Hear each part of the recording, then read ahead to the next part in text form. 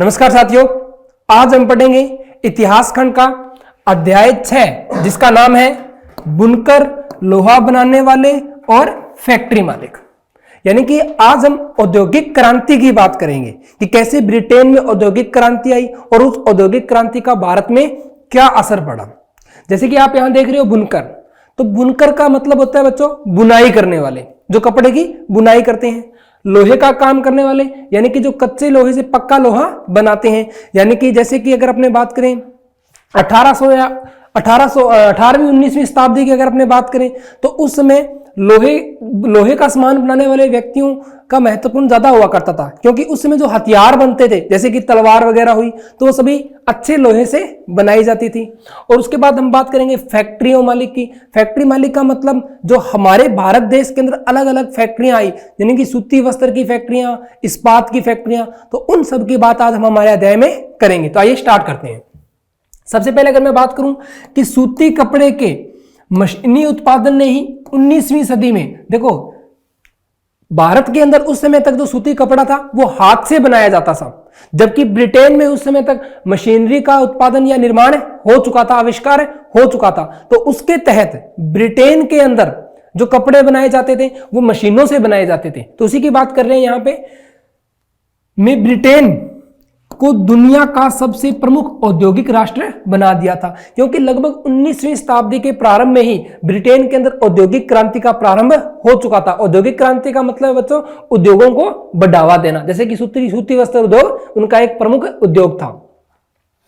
1850 के दशक से जब ब्रिटेन का लोहा और इस्पात उद्योग भी पनपने लगा तो ब्रिटेन दुनिया का कारखाना कहलाने लगा। यानी कि ब्रिटेन के जो दो प्रमुख उद्योग बने वो एक तो था सूती वस्त्र उद्योग और दूसरा था इस्पात उद्योग। आगे देखते हैं कि भारतीय कपड़े और विश्व बाजार। देखो बच्चों, जब तक ब्रिटेन के अंदर मशीनरी से कपड़े का उत्पादन या कपड़े का निर्माण नहीं होता था, उससे पहले जो भारत का कपड़ा था या भारत के बुनकरों द्वारा बनाया गया जो कपड़ा था वो कपड़ा विश्व की अलग अलग जगह तक विख्यात था।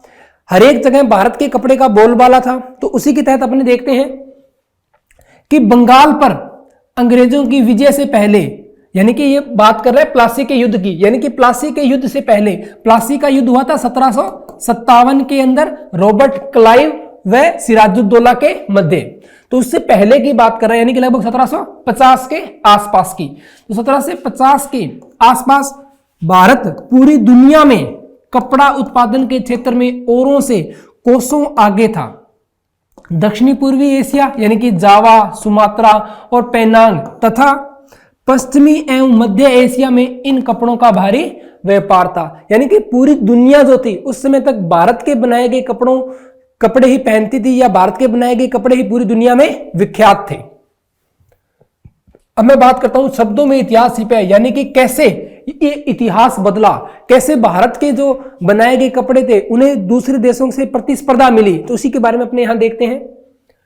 यूरोप के व्यापारियों ने भारत से आया बारीक सूती कपड़ा सबसे पहले मौजूदा इराक के मोसुल, ये एक शहर का नाम है, इराक के मोसुल शहर में अरब के व्यापारियों के पास देखा था। और इसी कपड़े ने कहीं ना कहीं ब्रिटेन की जो नजर थी वो भारत देश के ऊपर गड़ाई, क्योंकि ये कपड़ा जब ब्रिटेन या यूरोप के लोगों ने देखा तब जाकर उनकी इच्छा हुई कि क्यों ना भारत के साथ भी व्यापार किया जाए और उस कपड़े को वहां से लाया जाए।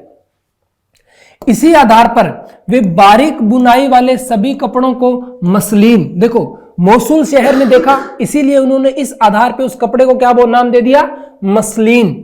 यानी कि अगर अपनी भाषा में बोले तो भारत के लोग उसे बोलते थे मलमल कहने लगे।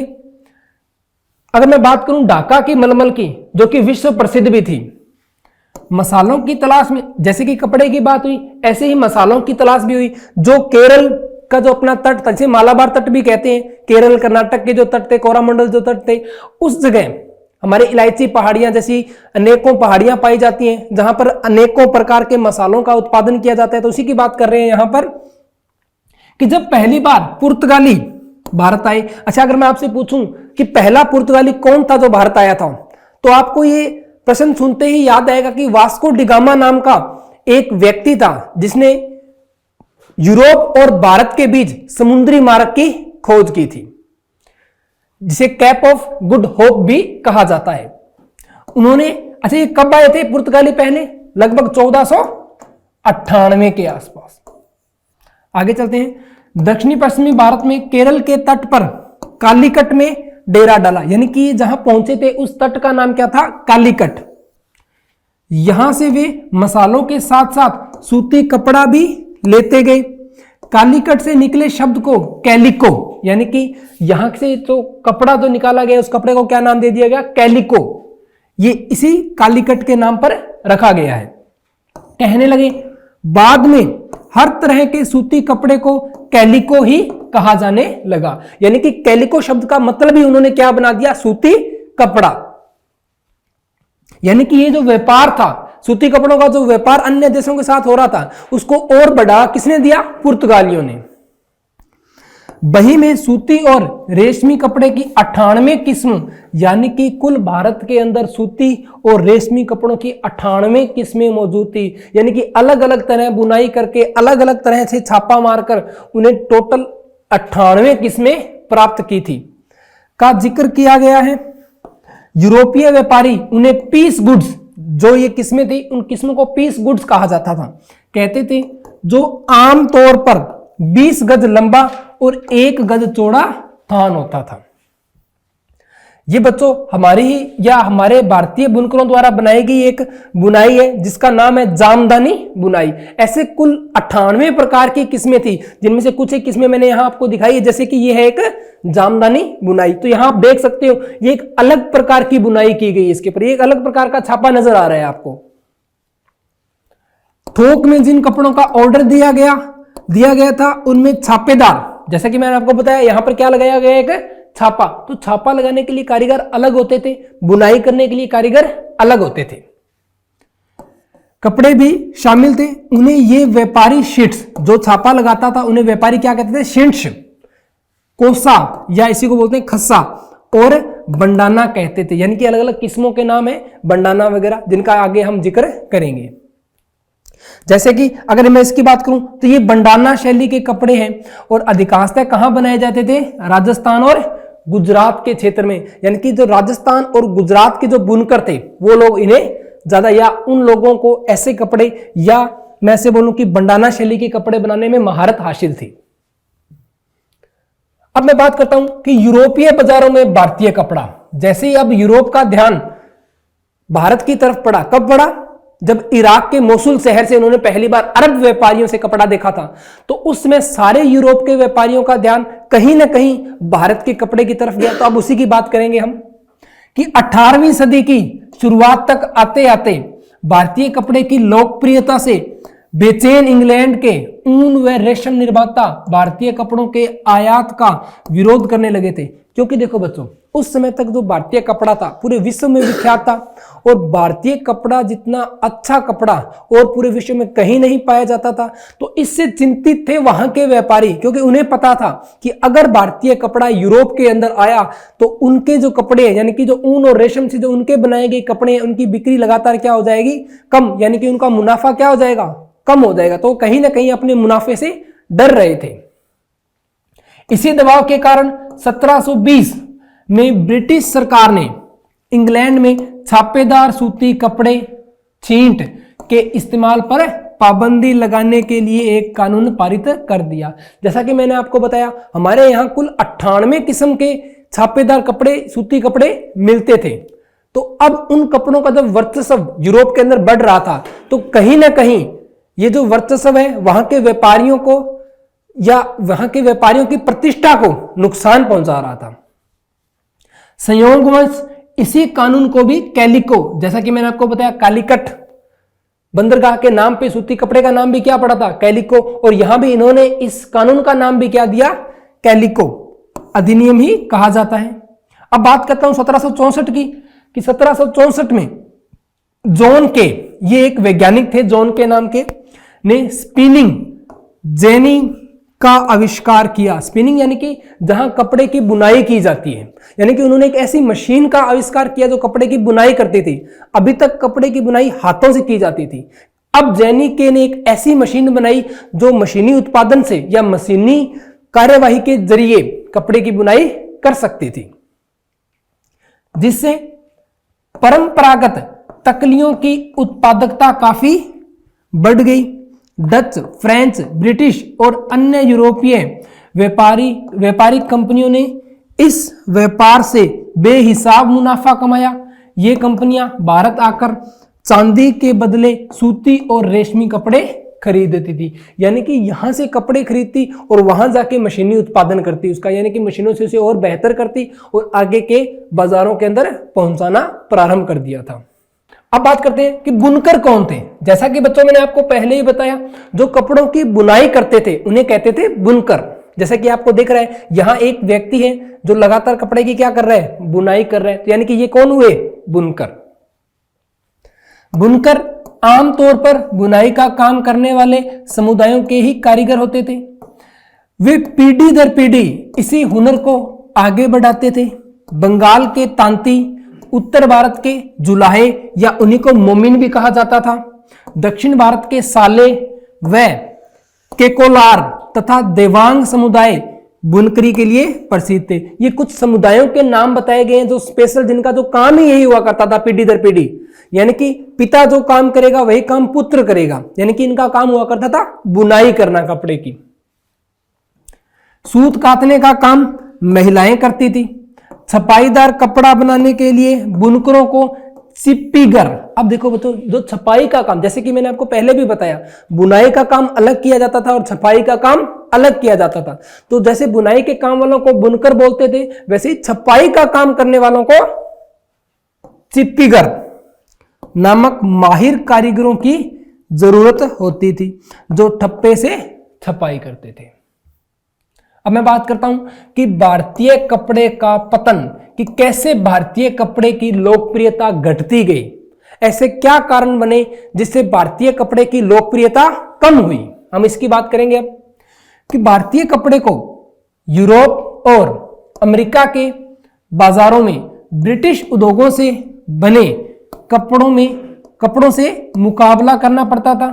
दूसरा, इसके कारण बताए गए कि इसके पतन के कारण क्या थे।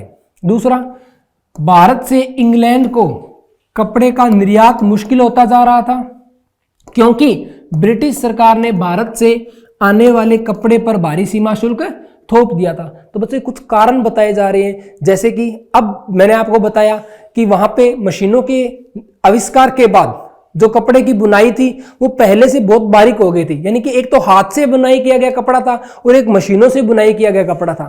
तो अब जो लोग थे, जैसे अमेरिका जैसे देशों की बात की गई है, तो वहां के लोग मशीनों द्वारा बुनाई किए गए कपड़े को भारतीय कपड़ों की अपेक्षा अधिक तवज्जो देना प्रारंभ कर दिया था। 1830 के दशक तक भारतीय बाजार ब्रिटेन में बने सूती कपड़े से पट गया, यानी कि पट गया का मतलब है बच्चों कि उनके सामने कमजोर पड़ना स्टार्ट हो गया था।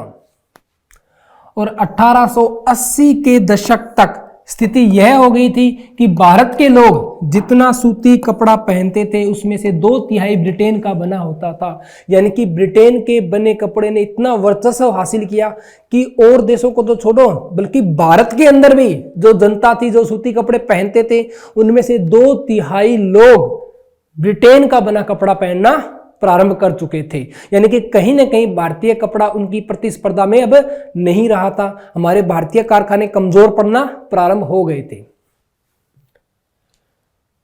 पश्चिम भारत में स्थित शोलापुर और दक्षिण भारत में स्थित मदुरा 19वीं सदी के आखिर में बुनकरी के नए महत्वपूर्ण केंद्र बनकर सामने आए। अब हमारे भारत में भी मशीनों से बुनकरी का काम प्रारंभ हो चुका था।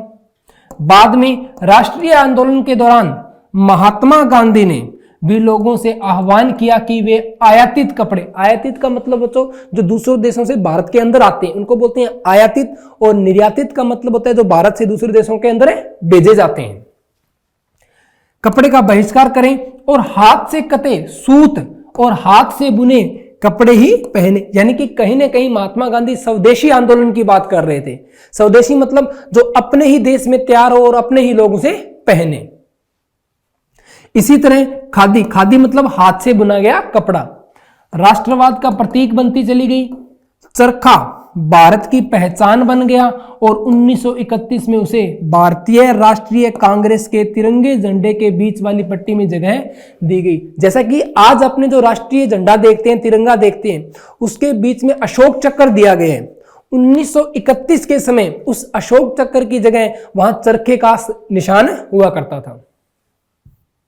अब मैं बात करता हूं कि सूती कपड़ा मिलों का उदय। अब देखो, जैसे औद्योगिकरण की शुरुआत हो चुकी थी, ब्रिटेन के अंदर सूती कपड़ों की मिलें लग चुकी थी, तो अब मैं बात करता हूं भारत की, कि भारत में ये क्रांति कैसे आई, कैसे सूती कपड़े की मिलें प्रारंभ हुई। जैसा कि आप देख पा रहे हो, ये कुछ महिलाएं हैं जो सूती कपड़े की मिल में सूत काटने का काम कर रही हैं। भारत में पहली सूती कपड़ा मिल 1854 में बंबई में स्थापित हुई। यह कताई मिल थी, यानी कि कताई का काम किया करते थे। और सन 1900 तक आते आते बंबई में 84 कपड़ा मिले। देखो, 1854 के आसपास प्रारंभ हुई और 1900 के आसपास 84 कपड़ा मिले चालू हो चुकी थी। अहमदाबाद में पहला कारखाना, अगर अहमदाबाद की बात करें तो अहमदाबाद में पहला कारखाना 1861 में खुला। देखो बच्चों, कपड़ा मिल की अगर अपने कहीं स्थापना कर रहे हैं तो इसके लिए कुछ बातों का ध्यान रखना होता था। ऐसे नहीं है कि कहीं भी कपड़ा मिल खोल दी। कपड़ा मिल के लिए आपको पानी की आवश्यकता होती है, क्योंकि देखो कोई उद्योग है उसको पानी की आवश्यकता बहुत होती है। तो हमेशा एक ऐसा स्थान चुना जाता है जहां पानी की उपलब्धता, यानी कि पानी आसानी से उपलब्ध हो सके। दूसरा, कपास, तो यह उन्हीं क्षेत्रों में ज्यादा थी जहां कपास प्रचुर मात्रा में था। भारतीय कपड़ा कारखानों को बहुत सारी समस्याओं से जूझना पड़ा। सबसे पहली समस्या तो यही थी कि इस उद्योग को ब्रिटेन से आए सस्ते कपड़ों का मुकाबला करना पड़ता था। क्योंकि देखो, तब तक बच्चों भारत के अंदर जो कपड़े तैयार होते थे वो हाथ से तैयार होते थे। इसके अंदर मजदूरी ज्यादा लगती थी, तो मजदूरी ज्यादा लगने के कारण इसका जो मूल्य हुआ करता था वो उच्च हुआ करता था। अब मैं बात करता हूं टिप्पू सुल्तान की तलवार और वुड स्टील। अभी तक अपनों ने बात की बच्चों सूती कपड़ों की। जैसा कि मैंने आपको इस अध्याय के प्रारंभ में भी बताया था, हम सूती कपड़ों के बारे में बात करेंगे, लोहे के बारे में बात करेंगे। तो टिप्पू सुल्तान की तलवार से मतलब है उसके अंदर जो लोहा उपयोग में लाया गया उसे कैसे तैयार किया जाता था, उसकी बात हम यहां इस टिप्पू सुल्तान की तलवार के जरिए करेंगे। तलवार की धार इतनी सख्त और पैनी थी कि वह दुश्मन के लोहे कवच को भी आसानी से चीर सकती थी। इस तलवार में यह गुण कार्बन की अधिक मात्रा वाली वुड्स नामक स्टील से पैदा हुआ था, जो पूरे दक्षिण भारत में बनाया जाता था। और बच्चों, ये जो कला थी, मतलब ऐसी तलवार बनाने की कला, यह तभी तक सिर्फ भारतीय लोगों के पास ही थी, यानी कि इतनी मजबूत और इतनी पैनी तलवार बनाना। तो इसके लिए भारतीय लोग क्या करते थे, एक स्टील का उपयोग करते थे, वुड्स नामक का। तो अभी अपने बात करेंगे ये वुड्स नामक स्टील कैसे प्राप्त किया जाता था। बेहद सूक्ष्म कणों से पैदा होती थी। अच्छा, ये बात करें अगर इनकी यह बनावट लोहे में गड़े कार्बन के बेहद सूक्ष्म कणों से पैदा होती थी। विश्वविख्यात वैज्ञानिक और बिजली व विद्युत चुंबकत्व का आविष्कार करने वाले माइकल फेराडे ने भारतीय वुड स्टील की विशेषताओं का 4 साल तक अध्ययन किया था। यानी कि इससे आप हमारे या भारतीय वुड स्टील की लोकप्रियता को देख सकते हैं कि दुनिया के, विश्व के महानतम वैज्ञानिक कहलाने वाले माइकल फेराडे ने भी जो भारतीय स्टील था उसके ऊपर 4 साल अध्ययन किया था कि इसको बनाने में किन तकनीकों का उपयोग किया गया है, किन किन पदार्थों को मिलाकर ये इतना पैना और इतना मजबूत स्टील तैयार किया गया है। अब मैं बात करता हूं कि भारत में लोहा व इस्पात कारखानों का उदय। जैसे कि इससे पहले अपन ने देखा कि सूती मिलों का निर्माण हो चुका था, भारत में भी औद्योगिक क्रांति प्रारंभ हो चुकी थी। तो जो दूसरा नंबर था वो था इस्पात उद्योग का। तो अब हम उसी के बारे में देखेंगे। साल 1904 की बात है।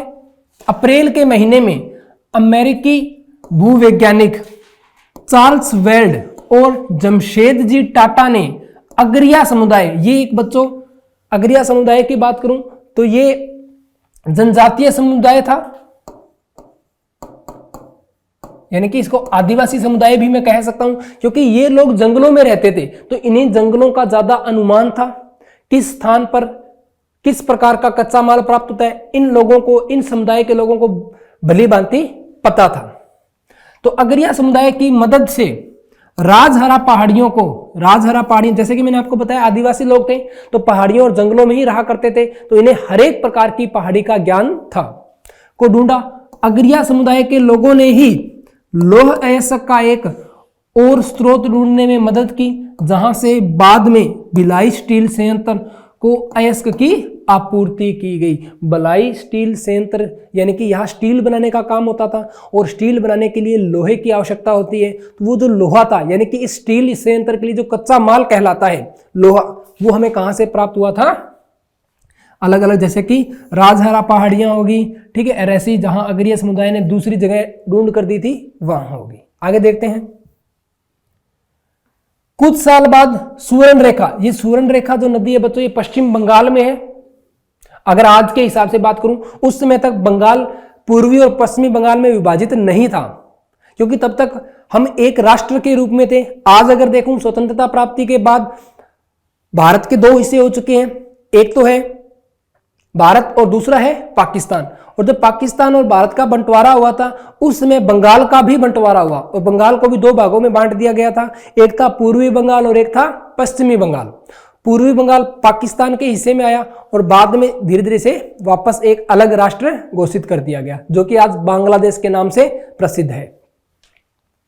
सुवर्ण रेखा नदी के तट पर बहुत सारा जंगल साफ करके फैक्ट्री और एक औद्योगिक शहर बसाने के लिए जगह बनाई गई। इस शहर को जमशेदपुर का नाम दिया गया। जैसा कि आप देख सकते हो बच्चों, ये Tata iron and steel factory है जो 1940 में लगी थी। इसे टिस्को भी कहा जाता था। इस स्थान पर लौह अयस्क भंडारों के निकट ही पानी भी उपलब्ध था। जैसा कि मैंने आपको पहले भी बताया कि किसी भी उद्योग के लिए पानी की उपलब्धता सर्वोत्तम होती है। सबसे ज्यादा जिस चीज की आवश्यकता होती है बच्चों वो होता है पानी, क्योंकि सुवर्ण रेखा जो नदी थी वो इसके निकटतम थी, तो पानी की यहां उपलब्धता अच्छी थी। यहां Tata iron and steel company, जिसको क्या कहते हैं अपने, टिस्को,